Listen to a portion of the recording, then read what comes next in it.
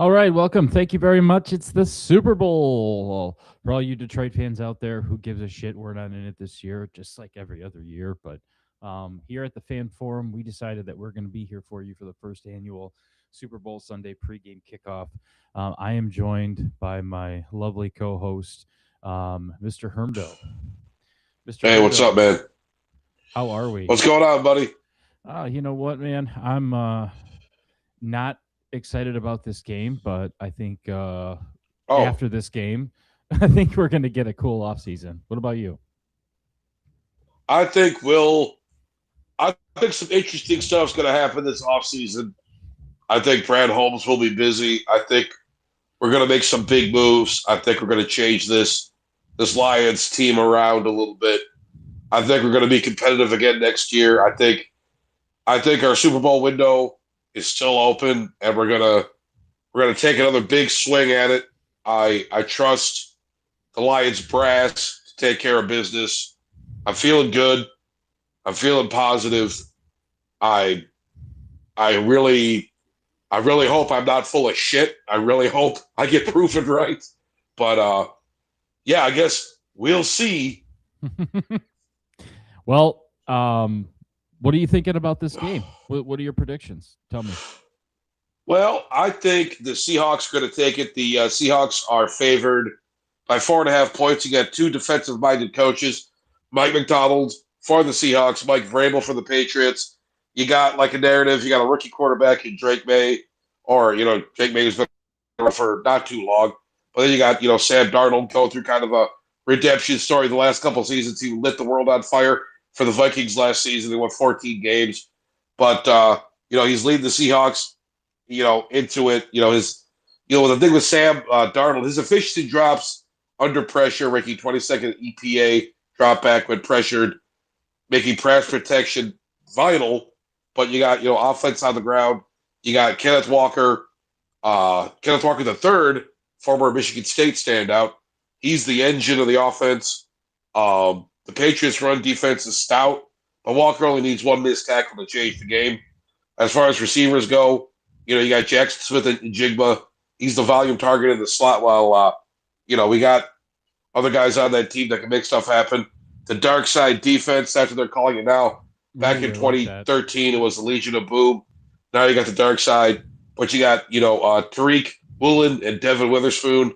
They have the length and the speed to match up with New England's receivers man to man. The front, Leonard Williams anchors the defense. They excel at stopping the run. They're damn good at it. They kind of force teams to be one dimensional. But one weakness they have, the interior offensive line, especially Jalen Sundell and Anthony Bradford, they're kind of a vulnerability, and I think New England's going to exploit them. But Drake May, I misspoke. He's not a rookie. This is his second year, but still, he's setting the world on fire. He has shown poise beyond his years. He has cleared 220 plus passing yards in 14 of 20 games this season, often relying on deep shots to flip field position. You got wide receivers. It's Stephon Diggs, veteran presence. He's the safety valve for May. You got Trevion Henderson, rookie running back, added a real dynamic layer to their backfield. He rushed for damn near 1,000 yards this season. Uh, Keishon Butte, I think he's one to watch. He's a deep threat. If Seattle crowds the line to stop the run, May will look for Bout over the top or Butte. I don't know how to pronounce his Boutte. name. I like saying Butte, though. That's a fun thing to Well, say. I do. I like Boutte as Uh, well. I like Butte as well, but the strength is the interior line. You got Christian Barmore, you got Milton Williams. They're capable of wrecking game plans. They collapse the pocket. Christian Gonzalez on the secondary. He's really shut down. He's a good shutdown corner. He will shadow, Jackson Smith and Jigba. He's going to be there. You got to look for the keys to the game, the trenches. Christian Barmore and Milton Williams can collapse the pocket and flush Sam Darnold out. Patriots can force mistakes. Patriots DL versus Seahawks interior OL. You got to limit explosive plays. New England led the league in explosive play rate this season. Seattle's defense is built specifically to prevent this. So the game might come down to whether Drake May can be patient and take what the defense gives him, or if he forces a deep ball into coverage. That's what they're going to be looking for. Uh, we're going to look at another storyline: Kenneth Walker versus the Patriots run defense. Excuse me, I'm getting over a cold. Seattle wants to run the ball to set up play action. Patriots have allowed very few rushing yards in the playoffs. If New England shuts down Walker early, the pressure shifts entirely to Sam Darnold. Uh, but it's looking like, the betting markets all favor the Seahawks 24 to 20, 27 to 17. The logic is that Seattle's defense is the most consistent unit on the field, and their ability to generate pressure without blitzing gives them the edge against a young quarterback like May. Uh, I don't know. I think I'm going to take. I got to take the veteran presence. Sam Darnold's been around. I know he was kind of a punchline in the league the first few seasons. He's really turned it around the last couple of years. He's really been unlocked. Sam Darnold. I think he's a threat. I think the dark side defense. I think they're going to take it to Drake May. I don't think the kid's got the experience. This is the big time. I'm going to go Seahawks. The line is 4.5, -4.5, not the line, sorry. But give me the Seahawks. I take that. That's the bet I'm taking. So I don't know how you feel about it, You know, that was a nice little wrap up, and I'm sorry you're not feeling so well. It's okay. First of all, I want to say shout out, what's up to Doctor in the Dew. I actually got to be on the Doctor in the, well, I'm sorry, the Detroit Fan Forum got to be on the Doctor in the Dew today as a character. Oh, Versus very cool. HR, and the Doctor, or the Detroit Fan Forum won its first match. So big shout out to that. But yeah, I think my personal opinion is it all comes down to the Pope. No, I'm kidding. I do think Yes. this is a Seattle Super Bowl for sure. Their defense seems to be completely lights out in the and healthy too, right? That's something that we as Lions fans can't seem to grasp our fingers around, is how to stay healthy. This decent defensive plays Yeah. in one cohesive unit. They stay healthy. They're smart. They're fast. They're aggressive. They make all the right plays. They're not heavily penalized. And they play as a unit. So I think this is a team. This is a game where Sam Darnold, yeah, he gets his first ring. It'd be weird to see Drake May get a Yeah. ring so quick, right? Yeah. And really just fall right back onto this Patriots way of winning. I'm not sure I'm ready for that. Yeah. I don't know. I mean, it'd be kind of weird to see Sam Darnold get a ring. I mean, 5 years ago, if you said Sam Darnold would be playing in the Super Bowl, leading a 17-win Seahawks squad, I don't know what. I mean, that's pretty crazy in and of itself. Yeah. There's been crazier storylines, but hey, I mean, it's really incredible how he's come across, how he's come along in his development. But yeah, I mean, this should be a really good. I think this will be a damn good game. I think it's going to be a defensive game. I think I don't know if it's going to be quite the shootout, but I think it's going to be points are going to be hard to come across. But I think Kenneth Walker and Jackson Smith and Jigba, I think those two guys, those are your X factors. I think they're going to get some big. They might get a big play or two, but I think it's going to be kind of a battle in the trenches.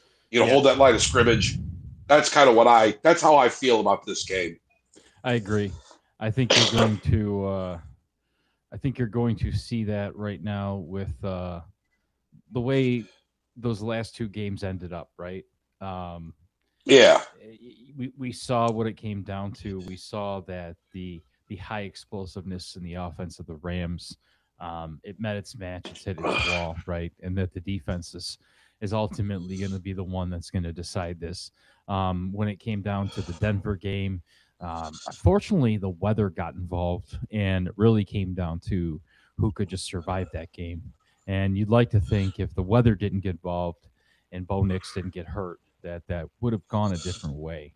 Yeah. So I don't want to downplay New England, but I really don't think this is the year for me. So I don't know. Jason seems to think different. He keeps saying New England. I guess when I'm looking at things right now, like you said, what Vegas is the one that's favoring right now, Seattle. Yeah. I think, okay, how does Vegas fare? What does Vegas want to say? How does Vegas feel? So in this situation, I don't know. Go Seahawks. Yeah, go Seahawks, go Seahawks. But yeah, it's just like as far as the betting market goes, I mean, there's a ton of options. We got like Drake May over 6.5 rushing attempts. We got Sam Darnold to throw an interception that's minus 130. Uh, Darnold's EPA drops from 6 clean pocket to 22nd under pressure. That's something to take into consideration if you're a betting man. I Yep. don't really bet on sports. I'm not a big gambler, but there's other things to look at. Stephon Diggs under 45.5 receiving yards. Seattle secondary features, Wooden and Witherspoon who excel at man coverage. So that's something you got to keep, take into consideration. But Kenneth Walker over 71.5 rushing yards, it's minus 110, minus 110, so he cleared the number in 3 of the last 5 games. Seattle's game plan is looking to hide Darnold somewhat by feeding Walker. So, yeah, it's a slow down the Patriots pass rush. I think I probably wound up taking that bet. I don't know, though. I'm not an expert at this kind of shit. Yeah, I'm no, not I a think big you're betting right. guy, but They're saying the 3 to 7 points is the most Vegas scripted outcome. And when it comes down to yeah. it, that's just they're heavily betting based on the defense with this one. So Yep. Vegas, it says it's looking like a 24 to 20, 23 to 17 range, which means you That's what would they were get a telling me, yeah. competitive game, right? Which that's something I think Yeah. we as viewers would be interested in seeing. It'll be slower paced and tighter with the over under, like you said, what is that, 40, 44 and a, or 45 and a half. Um, Okay. so yeah, I think it'll be an interesting game. The bigger bet on, and I know this is something we kid on, but what do we want to place a bet on the over under of episodes on when Hitch returns? We all know he's driven Oh, by like kind of X-rated topics or big give that flashy fucker a call right news. now. I'd call him right now, but I'm using my phone. But uh how many episodes till he comes back? Mhm. Jeez. I don't know. I don't think he's ever coming back. I think he's Ooh, done. I think Hitch, you know what? I'm just going to say it. I hate to say it. I love Hitch. yeah. Tell him to get his ass out of here. What the hell's he doing, man? We've been missing Hitch. It's just, come on, man. Come on, man. I mean, with the channel's doing great. We're up to 350 subscribers. I just saw Yeah. those screen caps you were sending me. That's absolutely incredible. We'll be at 500 in no time, especially with this kind of stuff. People love hearing this kind of stuff because we got good stuff to say at the fan forum. It's no big mystery why we're doing so well, but I mean, come on, Hitch, don't you want to be part of this? Don't you want to take it to the next level? I mean, come on, man, we're dying without you. You're two of your oldest friends. I've known you since kindergarten.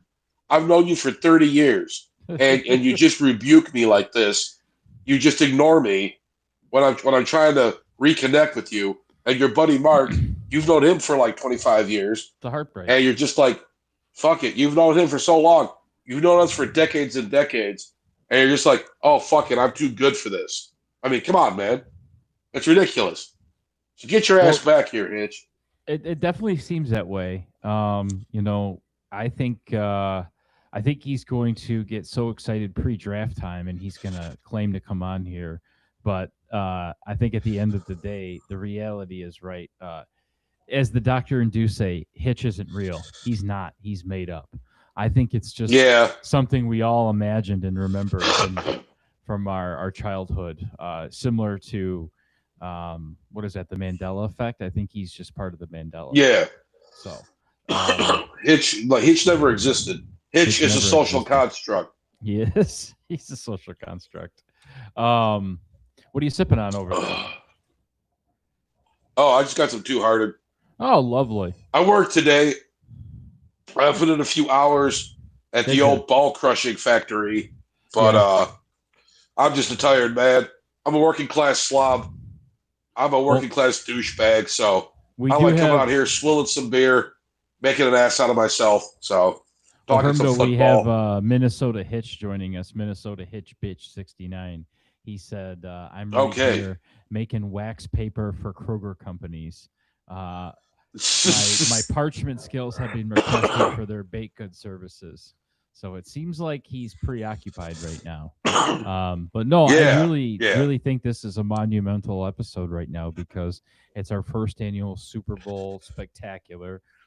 It's all that yeah, spectacular in a bag of fucking dicks. But um, you know, it's been I think almost 800 episodes we put on YouTube since we started doing this. Almost 351 subscribers to the T. Unless Alex Tremblay Ooh, unsubscribes again. But I think come really on, at the end of Alex. the day, we're just trying to say thanks. This kind of Yeah, this marks I think the start of like almost a new season, right, of episodes where the Super Bowl's over, the football season's over. We've now made our way yeah, onto hockey videos, Tigers videos, Pistons yeah. videos. Spring training starts soon. Yep. Exactly, dude. We have like a whole nother avenue that we can dip into this spring, which is something we didn't do Yeah, last year. When once football died down, it's kind of like the episodes got weird and just it was what it was. But we missed out on like a lot of opportunities, especially with the draft, and that's something I know we want to go live with the draft and yeah, absolutely. just take advantage of all that stuff. So, Yeah, yeah. He says he'll be back in a few with a bunch absolutely. of ICE agents trying to make my garage stove and radiator juice. Oh Lord. So Oh God. That that's whole where thing. we're at today. Yeah, but yeah, there's plenty of other stuff going on in sports, especially the Detroit sports world. You know, Terry Skubal bringing his Cy Youngs to his arbitration hearing, getting awarded $32 million. It's like a record amount. That's Yep. what they should have been fucking paying him. Yep. Huge black eye for the Tigers, upper management. Huge. You fucking clowns. You don't lowball a guy like Tarek Skubal for the love of fuck. But they learned their lesson. So now it's going to be really awkward. So we got him for one more season. I don't know if they're going to, I don't know what's going to happen with this. This is probably Skubal's farewell tour with the Tigers. I hate to say it. But we did get Fran Valdez for like, what, 3 years? 4 years, Yeah. 115 million. Some Yep. I've seen a number like that. But hey, that's good. Dominant lefty. That's what we need. I think that's exciting. That's exciting. But Well, as far as the Wings go, you know, they're taking a little bit of a dive. You know, they lost 5 of 7. Granted, they lost. It was 2 overtime losses, so they got a point. So they got like 6 out of a possible 12 points in the last like 6, 7 games. But you know, it's they're off till the 26th. We got the Olympics going on right now, so I think Larkin's on Team Canada. I'm sure Mart Seider and Lucas Raymond are going to be on Team Sweden and Team Germany, respectively. So you can still watch some Red Wings here and there, but yeah, hopefully Wings can come back and after the Olympic break and kind of get their shit together here because it's getting a little worrisome, fellas. But yeah, Pistons continue to dominate. We were talking about that last night. 38-point domination over the New York Knicks, over the New York Knickerbockers. It was absolute assassination after losing a ball buster to the New York was it Washington to the Wizards. was it the Wizards? Wizards. Yeah. Oh God, how do you lose to the Wizards? Jesus, they've been an also ran for 10 years. It started out too. It was like they were on like a 15-point drought, and I'm just thinking, oh myself, God, dude, okay, they're gonna come back. They're gonna come back, and that was just one of those games where it just seems like they didn't show up. But made up for it, like you said, with the redemption against the Knicks. I thought that was awesome, watching them just completely shut Jalen Brunson down. I mean, ineffective. They made him ineffective. I don't care if Karl Anthony Towns or OG weren't out there. Personally, to me, when you beat him down that bad, it sends a message that there's a clear number one in the East. Stop pretending that this runs through New York right now or Boston right now. New York and Boston are playing right now, and New York kind of took a handling to Boston. But the Pistons are here, man, and they're here to stay. Yeah, they're definitely a legit team. I mean, you just kind of wonder, like, how good are they really? Like, especially at this part of the season, Pistons are legit. Mm-hmm. They're a fucking nightmare to deal with. Yeah. I mean, there's some teams out west, but hey, we beat the Nuggets last time we played them. I'd like to play the Thunder, see how that goes. But, you know, Pistons are still a top 5 team in the league at the very least. But They I are. mean, they might be a top 2 or 3 team, but yeah, it's just they've been so dominant and they've been kicking ass for so long. It's really exciting. We got some good topics, lots of good stuff happening with Detroit sports. Always something to talk about. We're gonna be getting. I'm gonna be putting out some more. It's kind of nice to have a little bit of a break from Red Wings videos. I was getting a little upset with the Wings, but you know, we're gonna have some Tigers talk. We're gonna be seeing some of those AAA guys coming up pretty soon. We're gonna be having some. There's gonna be some free agency. There's gonna be all sorts of stuff. Who else did the Tigers bring into the fold? Is this team ready to take that leap? Be like a top 10, top 5 payroll team? Is Chris Ilitch going to open the wallet? Is Scott Harris going to have more to play with? Are you going to actually build a championship contender for your championship level manager, or is it just going to be jerking off? But the Framber Valdez thing that still shows me. I think these Tigers they're getting serious in a way. I think if they're a little bit serious. If they were truly serious, Tarek Skubal would be signed by now. But Well, you we'll say see. that, but We'll see. AJ Hitch put a video out, and I don't even know where it was based out of, but I watched it, and he leans in and he said, "Now I looked at Tarek and I said, are you ready to go win a World Series?" So, I mean, Yeah.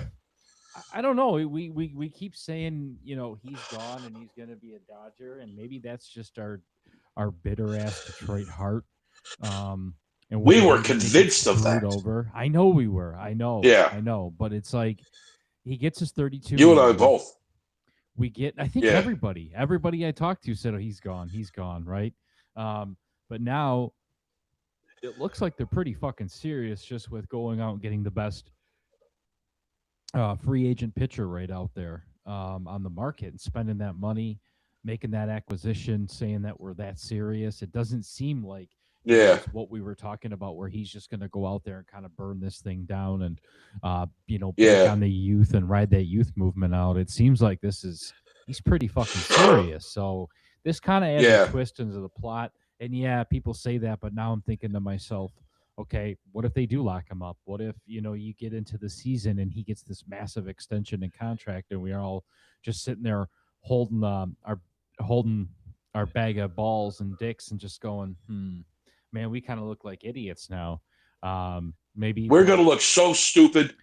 right? Oh, we're going Maybe to look the so whole dumb. stadium Oh, tour no. was the tip off, right? So, Yeah. Maybe yeah. it's just, I think Skubal wants to be a Tiger. I think our boy Tarek wants to be here. I think he wants to be in Detroit. And you know what? Maybe they can work something out. I feel pretty good about it now.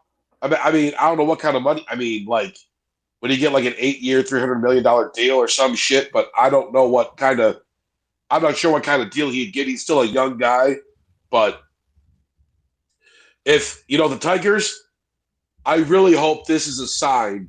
Now, this Framber Valdez thing, it kind of went under the radar with all the other stuff that's been going on, but it's a big deal. I think Chris Ilitch is getting a little bit more serious, and Yeah. now this Tigers team is close to a bottom 10 payroll, 18th highest payroll in the league. I think we're moving up, baby. We're moving up. It's time to feel good about our Detroit sports teams. Oh, excuse me. It's time to feel good about the Tigers. I think they're getting serious. I think we're going to see.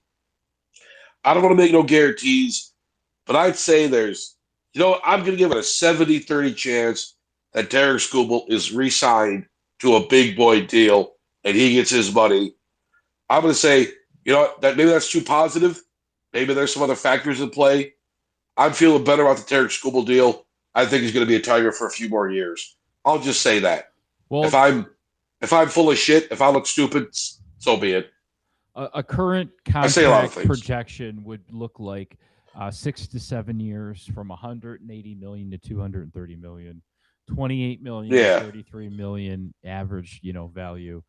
If he hits free Yeah. agency, they're saying peak value 7 to 9 years. That goes from 240 to 300 million, right? So Oh, Detroit yeah. locking him up early would ultimately shave a year or two and about 40 to 60 million dollars off his open market price. So Um, Yeah. I think when you're looking at that big of the money, obviously it's going to be, what are you going to do? You're going to front load that bad boy, or you're going to just backload the Yeah. shit out of that thing and see where you're going to get. These guys at the end of the day, Hermdo, we know they're all getting paid in their signing bonuses and um, the cap space, if done respectfully, I think can be treated like funny money to an extent. That's why I say respectively. Obviously, the Dodgers, it's a slap in the face, but yeah, I digress. You look at some of these contracts like Goff. What did he restructure? Like $20 million off his contract. Yeah. When you can afford to restructure that and still get paid, it's like, okay, who gives a shit how I get it as long as I get it. Yeah. Exactly. Exactly. All the metrics involved with it.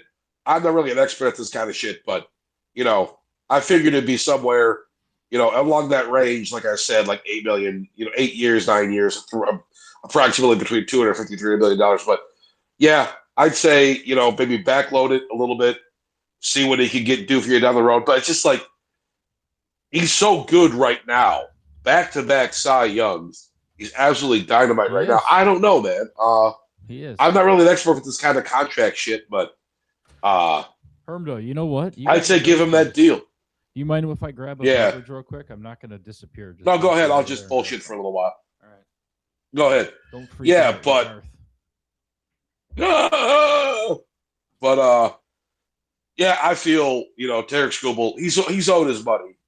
He brought he big time the Tigers. He kind of embarrassed the Tigers a little bit. In a save face, you got to give him some kind of deal, man. You can't let this guy hit free agency.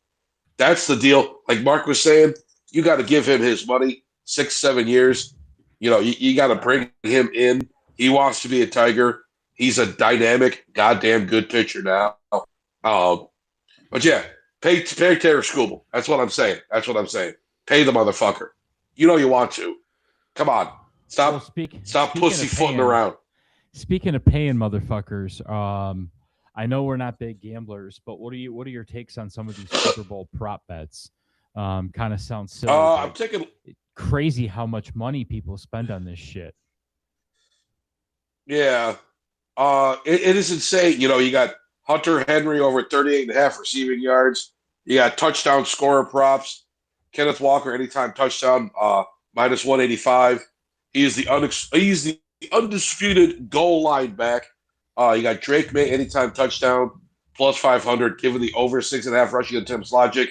May often calls his own number near the goal line in high leverage situations. You got Demarcus Lawrence, Seahawks defense. These are prop bets for a defensive player to score. Huge odds, plus $7,500 range. But the sack fumble potential on May. This is a fun lottery ticket, so that's a go big or go home kind of bet. Of course, Super Bowl.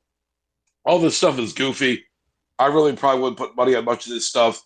They got the national anthem bet over under 2 minutes 3 seconds. That's what I'm Recent talking about right trends. there. Yeah, they got Charlie Puth singing the national anthem. I guess halftime show. Bad Bunny. I don't know who Bad Bunny is. I guess he wears dresses. He likes being Well, a according to silly little Minnesota boy. Hitch, I'm really excited for Bad Bunny. Guy has some philosophical lyrics. Should be Dylan, like Yeah. a true artist. So Oh yeah. For the first song is TT Me Pregunto is the heavy favorite. That's minus 125. Over under 2.5 guests. The over is popular. Bad Bunny collaborates frequently. You got Gatorade color. Purple is a sneaky favorite this year. Given the team's colors, blue plus red equals purple logic.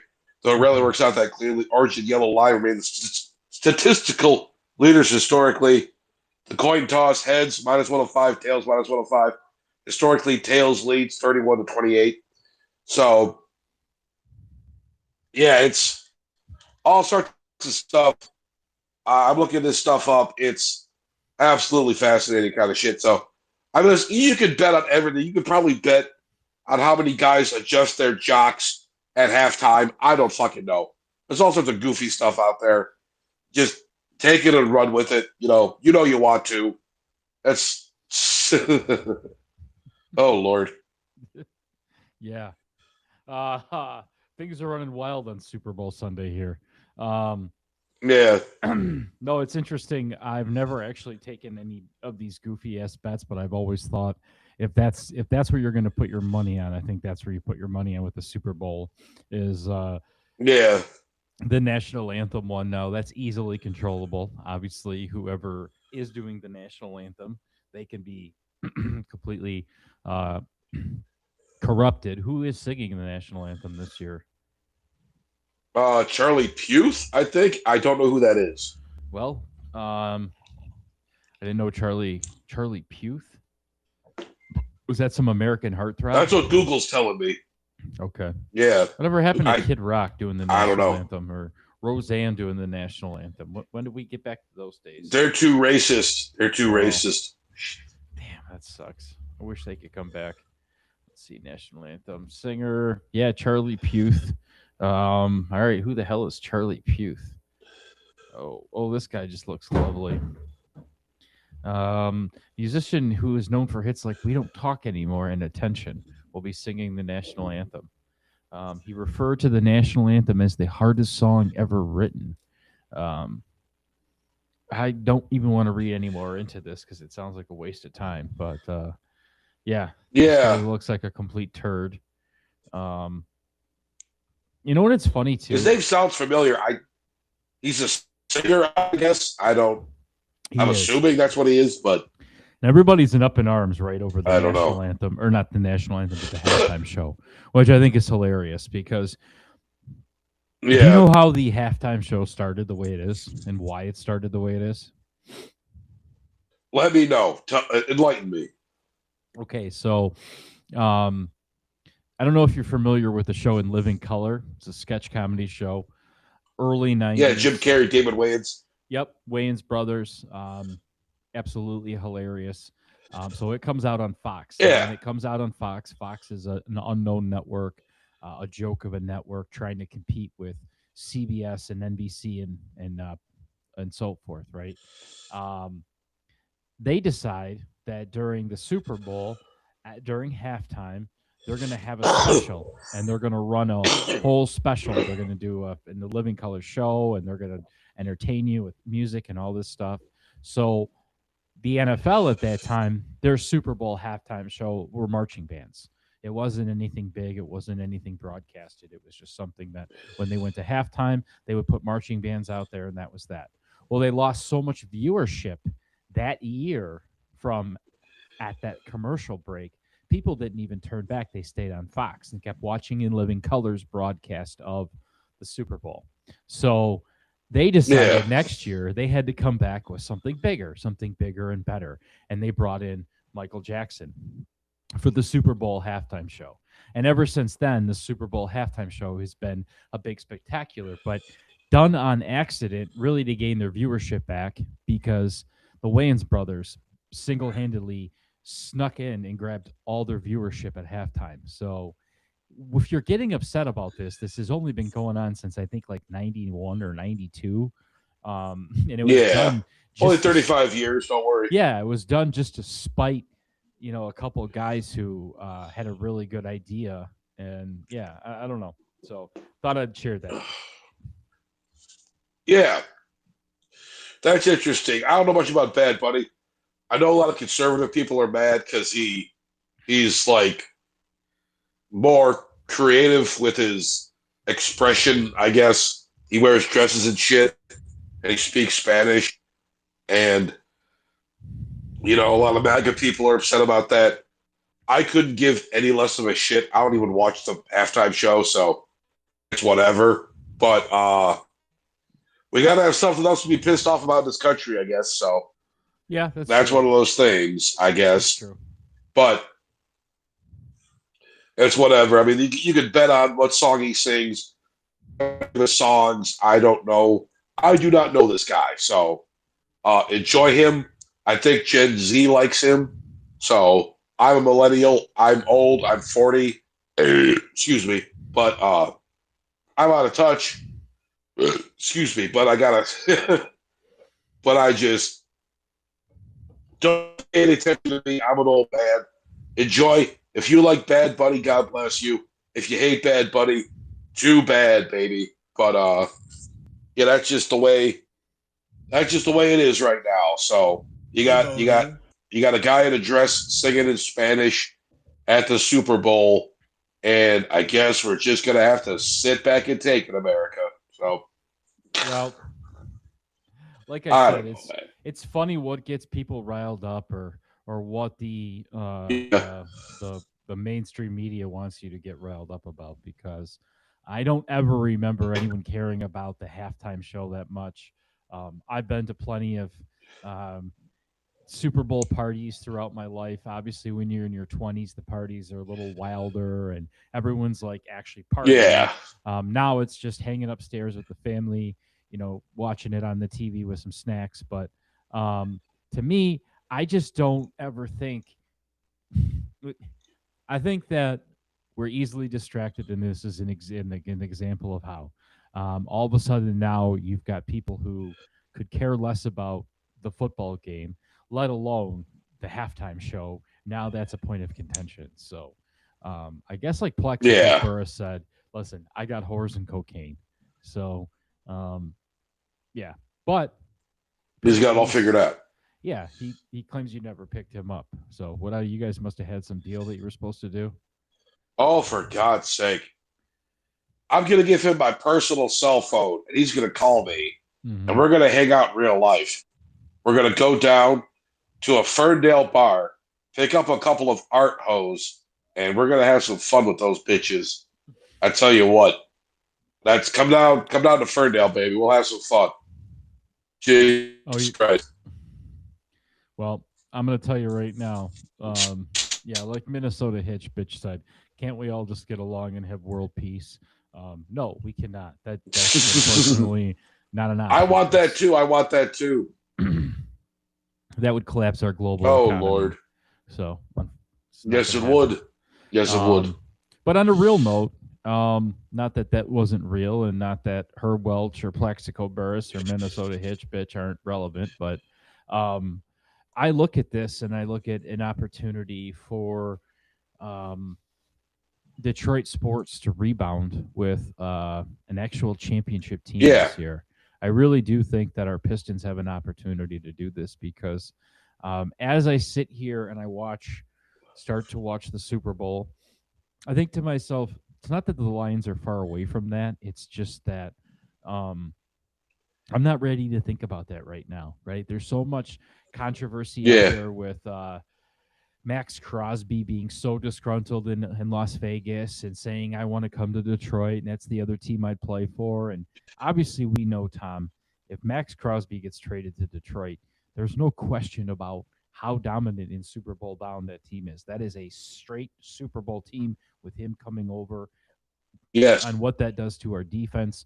We're looking at a Super Bowl right now that has the Seahawks in it because of their defense. Um, let's take a small sample size from this game and say, let's remember, guys, defense wins championships. So when we're getting all excited Yes. about Gibbs and Montgomery and Jared Goff and the offensive line, and well, we love that. Let's really look at this offseason and Brad Holmes and say, listen, motherfucker, you better be serious about your defense. Yeah.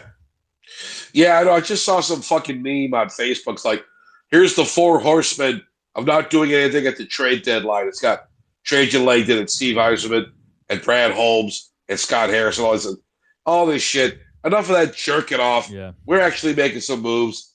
We're getting some. Just imagine Max Crosby and Aiden Hutchinson, the two edge rushers on this team on either side. You imagine that? How the fuck do you game plan for that? What does an offensive line do with those two guys on the field? It's going to be you can't you're going to double team both of them, but it's insane. Just Well, here's what you kind of really have to scenarios we're think dreaming about. up here. But What would you do if that happened? Would you run naked across the Ambassador Bridge? Would you storm the Dews I trailer would, park? Would you I would, get Hitch's face tattooed all across your chest with the words "Thug I Life"? would. Obviously misspelled. Yes, Yeah, I mean, what wouldn't? I guess the question is, what wouldn't you do? And my answer is I'd probably cry if I saw I would, the yeah, announcement on my phone from either you or Hitch or just Bleacher Report or Bone or some sports yeah, friend yeah, fanatic of mine breaking that news to me. Um, I'd question it. I think it's AI, and then I once I validated, I would go immediately, and I'd probably cry because that means the gloves are off. That means Brad Holmes did everything we've asked him to do. I'm not saying again we got to chill out because it's the situation has to be right, right? Obviously, if the season kicks yeah, back over and Max Crosby says, "Hey, we're all good now. I'm happy here," but I don't see that happening. I really don't. Then that's another situation. Now, you mentioned a lot of people were very upset that the Pistons were quiet at the trade deadline. They traded Jaden Ivey away for basically two yeah, throwaway contracts and some maybe some real backup 3-point shooting down the line. Um, but what did you want them to do with who was out there and where our core team is at and how you don't want them to rock this boat? I mean, they're number one in the East. They're playing crazy defense. They have depth. The getting rid of Jaden Ivey was really just more of a contract, getting rid of a contract and knowing that you could actually re-sign him when he's a free agent at a better deal. Um, yeah, now that he's injury prone and give him some time to play in Chicago.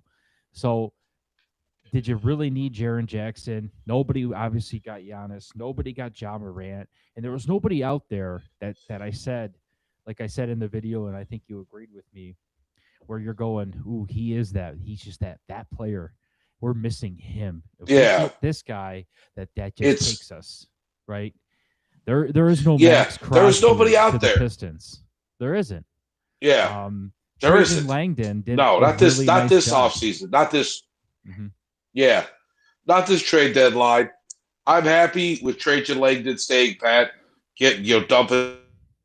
Sorry, Jade. Hey, maybe we'll see you later, buddy. You never know. But yeah, just disrupting this team's chemistry, I think, would be a mistake.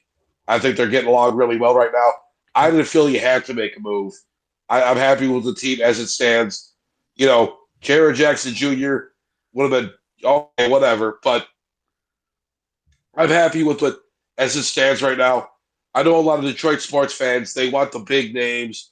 They want people coming in. They want us to be active at the deadline, stuff like that. I just don't think you really need it. I think you're fine as constructed. I'm not saying I'm not a basketball expert like some people, but I like it. I don't want to mess up the chemistry. Whatever they did, it's fine by me. I think Trey is a good GM, and some people are going to be pissing and moaning about it. We're going to hear from Pistons fans like, "Oh, they could have done more. They could have done X, Y, or Z." Does this Pistons team really look like it needs that? Look like it needs that much help? I mean, you got a homegrown team here, basically, but I don't know. It's just one of those things. I'm fine with it. I'm fine with it. I I'm am fine with the too. Pistons did. It's not that big of a deal. I'm good. I'm good. But it's maybe I don't know. I mean, what do you think this team's ceiling is? Do you think they can get to the Eastern Conference Finals?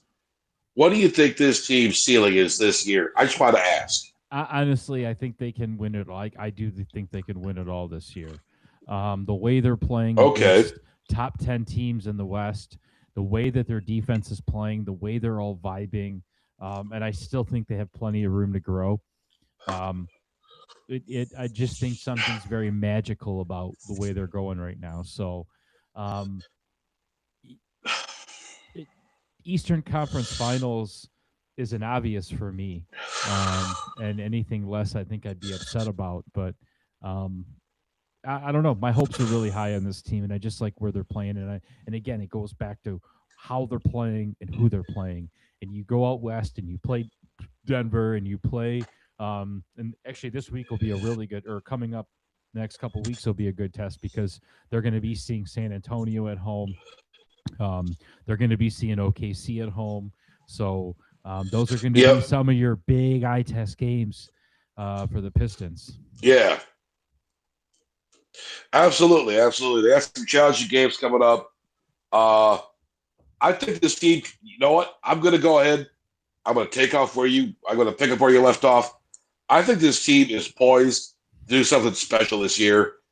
There's a lot of other factors in play. I know. I don't want to get too hyped up, too excited. I think the Pistons could at least get to the Eastern Conference Finals.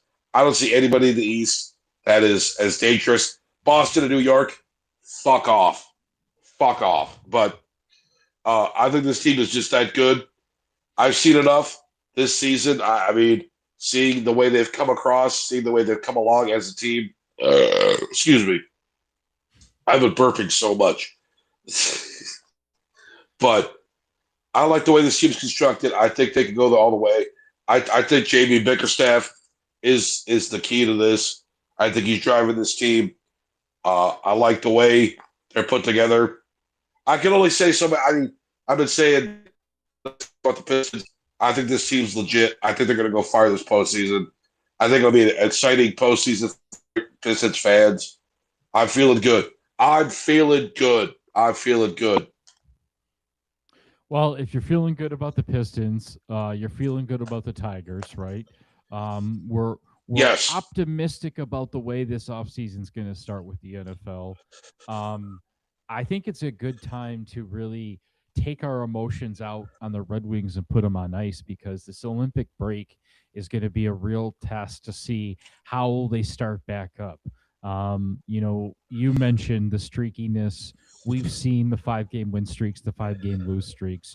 We see what they're capable of. Patrick Kane is hitting all his little records. Um, Mr. Yeah. Gibson's doing well between the posts. Um, Yes. I still like saying Axel Sandin Pelika. Fedorov's jersey was retired this year.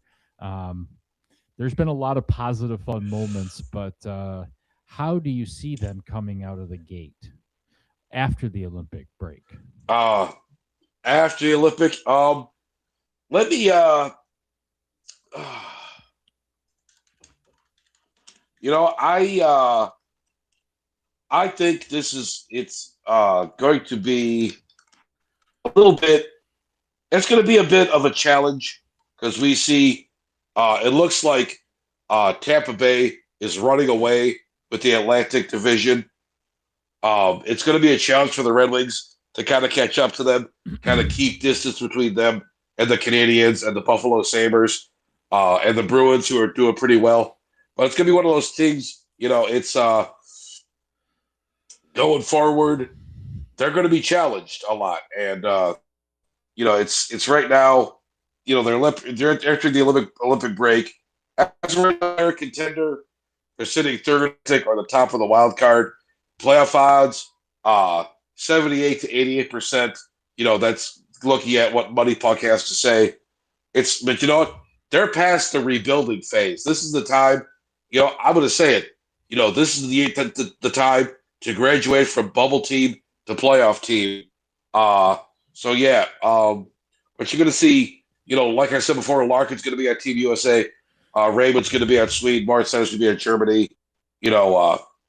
We'll see how that goes. But in March, when it comes back, the key stretch, they're playing Florida twice, Tampa Bay, Boston, and Montreal. Those are all teams that are vying for the top spot in the Atlantic Division.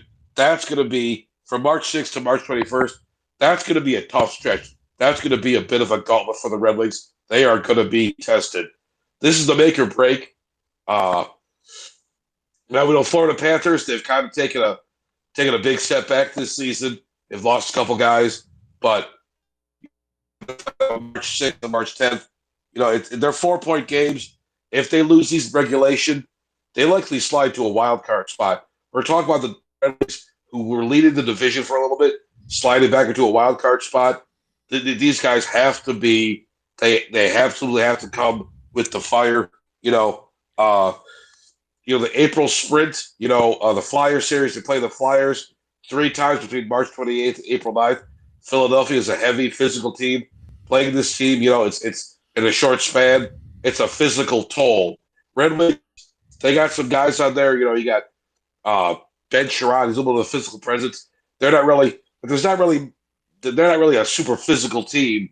So it's going to take some out of them. Philadelphia Flyers, they've been a physical team for 50 fucking years since the day of the Hammer Schultz and Bobby fucking Clark back in the 70s. But, the final week, we got April coming up.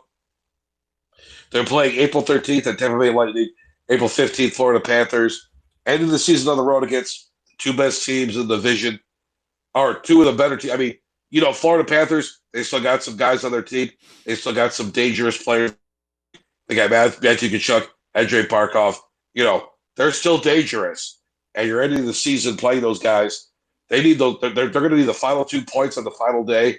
I got a feeling the Wings might need those points, but they could be in trouble. They could be a little bit of trouble, but it's you're going to rely, a lot on John Gibson. Cam Talbot's been good, but Cam Talbot is close to our age, so you got to keep that in mind. How much he's going to see, how much off, is he going to take off John Gibson's plate coming down? Patrick Kane. I got into an argument with a guy on YouTube. One of these guys talking about. I said Patrick Kane's doing pretty well. The metrics say he's having good. He's been kind of quiet lately. He's only had 6 goals in his last 12 games, but I still think he's a dynamic player. He drives the play, but still, he's getting up there. He's slowing down a bit. Red Wings definitely need like a young scoring winger. Patrick Kane. I don't know how much longer he's going to be in the Wings. This might be his last season on the Wings. I don't know, but they have a high volume of road games remaining. You got into that argument with a YouTuber, and that video we got quite a bit of attention, and it got heated. Yes, it did. There. It did a little bit. I got a little bit angry with him, but a little uncalled for. Sorry, I try to keep it calm and cool, but sometimes, people want to talk their shit. Whatever. I concede Patrick Kane's got to be better, but I don't know how much he's got left in the tank. That's the thing. I'm not going to make it this a big thing, but that's the thing with the Kane factor. But road performance, they got a high volume of road games coming up. About 23 of the final 40-ish games. So over half their remaining games are on the road. They got to be at least above 500 playing those games away from Little Caesars Arena. But the schedule, they did. Detroit got no favors with this schedule. Some regression is possible. You don't know. If they split the Florida Tampa games and crush the middle class teams like Ottawa, Montreal to secure the 3rd seed in the Atlantic, or worst case, they tumble out of the Olympic break, get bruised by the Flyer series, and fall to the wild card 2 spot, forcing a matchup against the number 1 seed in the East. I still think this team makes the playoffs. I don't want to get fuck it. I guarantee the Wings make the playoffs. Fuck it. Herb don't guarantee. Herb don't Book guarantee. It. If you're a Wings fan, Herb don't guarantee. The Wings make the playoffs. The thing is, they can be the 8th seed and they can get their ass absolutely chewed out by fucking Tampa or something. They could be an absolute clusterfuck in the first round. But hey, playoffs. The Wings haven't been in the playoffs in 9 fucking seasons. You sure about that? You sure about that's not why? I'm fucking sure about it. I'm fucking sure about it, motherfucker. I don't know who that was. I don't know what esoteric reference Mark is making, but yeah, it's just one of those things, the Wings, they could be a little bit of trouble going forward. This is what I should have did when you Go did ahead. the Herm don't guarantee. I should have played this. This is a Fox News alert! Herm don't guarantee. Red Wings make the playoffs. Red Wings make the playoffs. How far they go, I don't know. You see some teams, but the thing is, that Avalanche series, the home and home, that told me a bit. That told me that they're still competitive. They shut the Avalanche out. They shut down Nathan McKinnon and Cale Makar and all those other guys on that fucking team. But they still, when they were at home, Avalanche came in, scored 5 on them. Red Wings didn't get a single point. So it's one of those things. Right now as it stands, Tampa Bay Lightning 37-14-4 with 78 points, comfortable lead. Montreal Canadiens right ahead of the Red Wings, 32-17-8. Detroit Red Wings 33-19-6. So they're tied in points, but Montreal's got that game in hand, so they're going to be a little bit above. They got more points, or they got the same amount of points in fewer games. Only one fewer game, though. But still, Red Wings are still holding their ground. But Buffalo Sabres, behind them, wild card 1. You got Boston Bruins, wild card 2. Ottawa Senators, you can't count out the Senators. Tim Stutzla and that fucking ogre, that fucking disgusting beast, Brady Tkachuk. I fucking hate Brady Tkachuk. I want Ben Sherratt to send an elbow into Brady Tkachuk's ugly fucking face. I want him to do some Donald Brashear shit to Brady Tkachuk. But yeah, they're chasing right now. Toronto Maple Leafs sliding. Florida Panthers, they got some dangerous players on that team. They're getting desperate. I think the Florida Panthers are going to miss the playoffs this season. I'll say it right now. It's going to be a Herb Don't Guarantee. Play that soundbite, Mark. Oh, yeah. Sorry. Herb Don't. This is a Fox News alert! The Florida Panthers, the 3-time Stanley Cup Finals appearance, back-to-back Stanley Cup championships, will miss the playoffs. They will miss the playoffs. And so will the Toronto Maple Leafs. Not that it matters. Toronto Maple Leafs, they didn't pass the first round once in the last 28 fucking years. Not since the days of Matt Sundin, and they've been to the third round.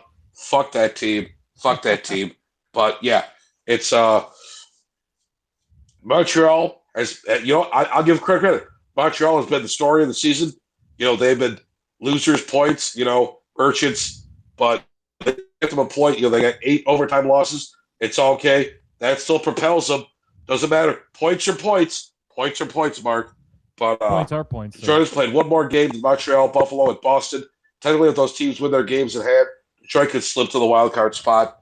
Buffalo and Boston, 70 points, 69 points respectively, are within a single win of overtaking the Red Wings. Boston is hitting up at the right time, 6-1-3 in the last 10, playing their classic grinding style. This makes the March schedule even more critical. You cannot afford to lose regulation games. The playoff teams, the Red Wings got to turn on the fucking Jets. If the Red Wings shit their pants, then I'm going to look really fucking stupid because I made the Herb Don't Guarantee. But God damn it. But you know what? 1 points. The Panthers are struggling right now. They're 11 points behind you. Those games in March against Florida are no longer battles for position. They are traps. Florida is playing purely for pride and jobs, making them dangerous spoilers. Toronto, they're spiraling. They're 4-5-1 in the last 10. Unless they go on a historic run post-Olympics, one of the Atlantic's big four is missing the playoffs. And right now, it looks like them. So I think the Florida Panthers and the Toronto Maple Leafs are fucked. I think they're out for blood. They see a team like the Red Wings possibly making inroads, clinging out to a wild card spot. They're gonna fuck you in the ass. You gotta close those cheeks, Red Wings fans. But yeah, technically in a playoff spot, but statistically you are a 4-team night fight. Montreal, Detroit, Boston for 3 spots. The Atlantic number 2, Atlantic number 3, wild card 1.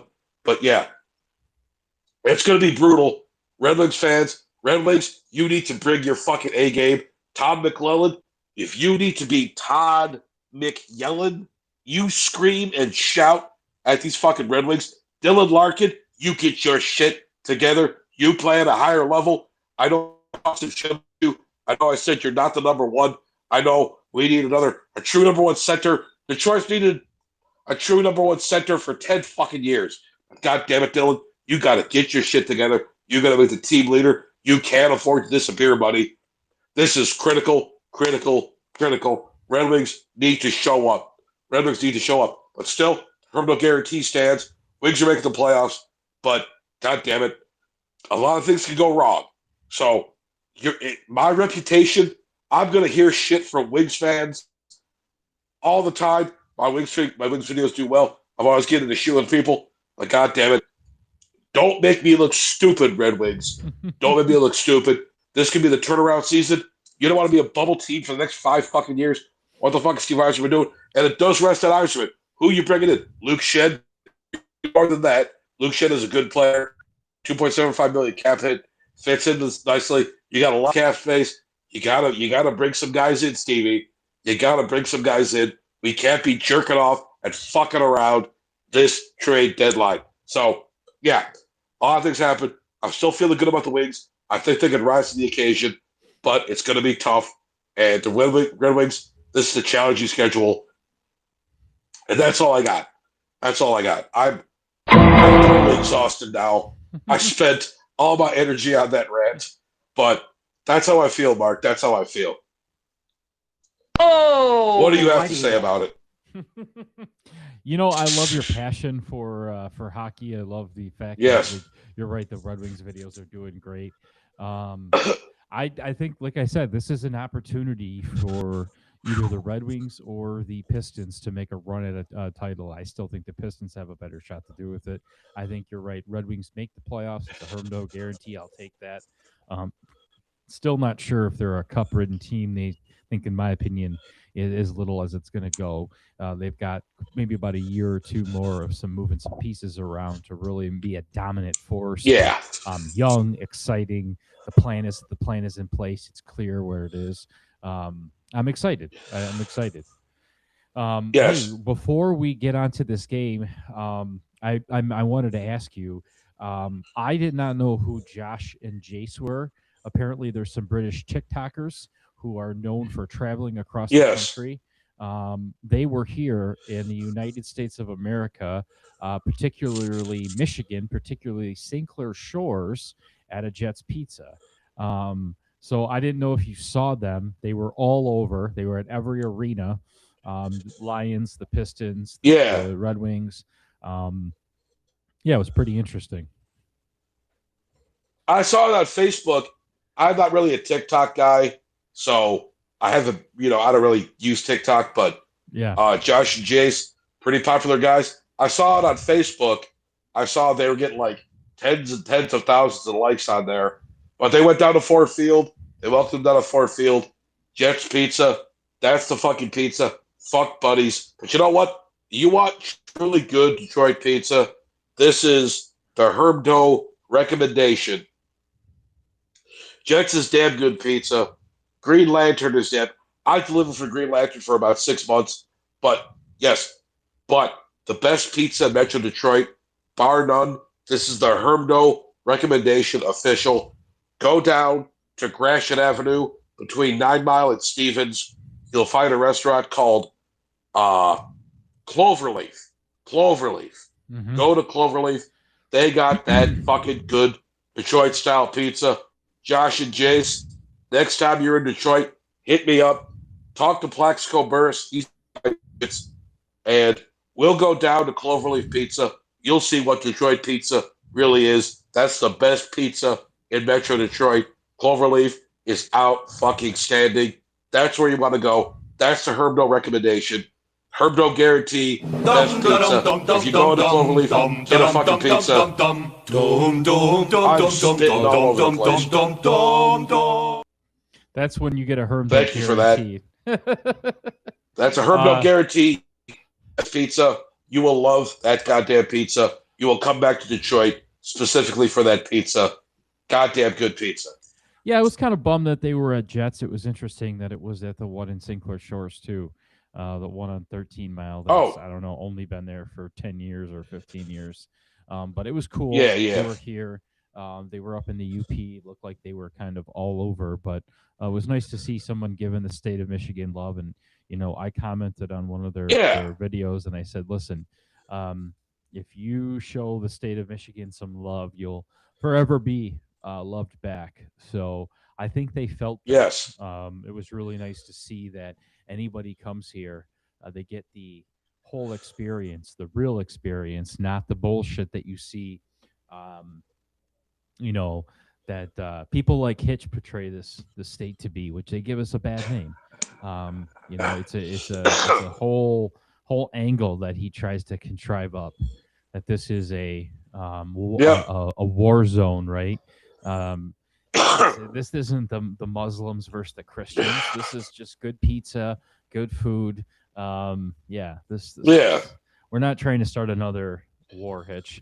So take your mongrel ways. Apparently he's a big fan of Latvia now. I mean, this guy's got a whole nother thing about him that we don't know. I don't even know Lafayette's if that's his fucking real good. name. I don't know if that's his real Come name. down to Ferndale. We'll take you to Habbo. Ooh, okay. But I did want to comment. I think Hitch is wearing a mask. I don't think that's his real face. I think if you look back here, you can peel it apart. And I don't really think that's the real Hitch. So, all right, Hermdo. It's been an hour. The Super Bowl starts. Yes. It's kicking off shortly. Yes. I want to go get my snack on. I know you want to take some cough medicine and get another beer inside of you. But I just want to say sounds good to me. We'll be back in a couple days. We'll be on here post Super Bowl. Things will calm down. We're gonna do a nice little test and see where all the Detroit fans are. We're gonna try and pick a night too where this seems to work the best for us. It seems like Sundays work, but I kind of don't want to disregard the week time streams too. So let's try and maybe do this twice a week. Yeah. But sure, absolutely. Let's get back on here. I'm ready. In a couple days, and like and subscribe. Please go check out the Detroit Fan Forum on YouTube. Please go check out the TikTok, the Twitter. We're not big on the social media as far as the Twitter and the Instagram and shit like that, but we do post lots of videos, lots of shorts. So there's lots of Yes, we do. And I've been trying to get really involved with the TikTok and go back into the comments, and we have a lot of a big different fan base. We're gonna try to start streaming live on TikTok too. Once I can figure out how to get the stream key set up for Riverside, and we can go live on our TikTok. I know we have a big fan base on TikTok, so add that to the list of another place, another location you can watch us. So yeah, we're happy Herb Welch was here. What the hell is the LGTBQ, a radio station? Oh Jesus Christ, Herb. Glad we have some World War II guys on here. But hey, it's okay. We have a diverse crowd. We have guys born in the 1940s all the way till the early 2000s. So we don't discriminate. You might, but we don't here on the fan forum. But I don't know anything. No, we do not. Say? Go Wings, go Tigers, go Pistons, go Lions. Yeah, go Detroit sports. Thanks, guys. We love you. Appreciate everybody listening. I know we kid around a lot, but I greatly appreciate it. We're trying to get to 500 subscribers. So whether you like sports or not, we're going to be bringing on some different guests this year too coming up. Please share it with your friends. Please tell Macaulay Culkin we're sorry. We'd like to bring him back on. We had a scheduling error, but yeah, that's it. One Pride. Thank you. Peace. Okay.